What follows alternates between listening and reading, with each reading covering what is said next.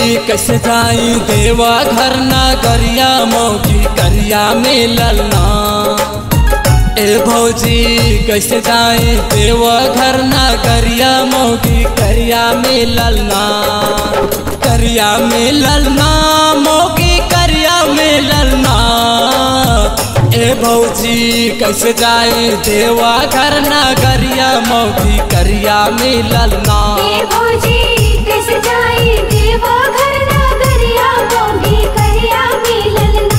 ए भौजी कैसे जाए देवा घर नगरिया मौगी करिया मिलल ना।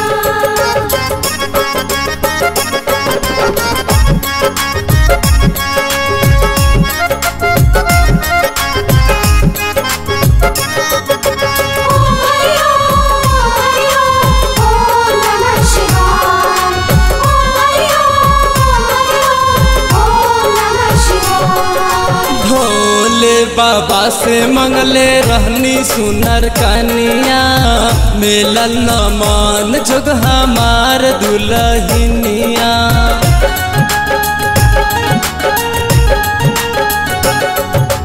ओकर से नीक भौजी तोहरे बहिनिया काहे न बनावलू अपन देवरनिया। करिया मिलल ना मौगी करिया मिलल ना।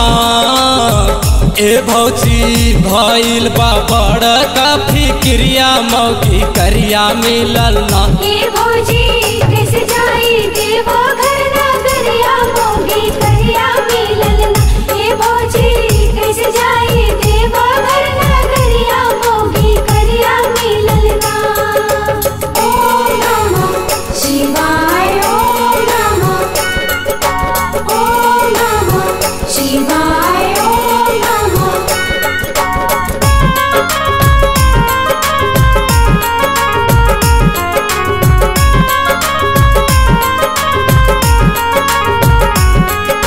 सुबह सवेरे रोज कैनी पूजा पाठ हो पता न कौन कमी रहे हमर साथ हो।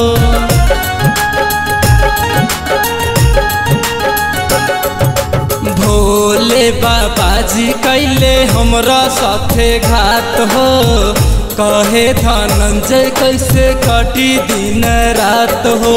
करिया मिलल ना मौगी करिया मिलल ना। ए भौजी कैसे जाई पंचम देव नगरिया मौगी करिया मिलल ना। ए भौजी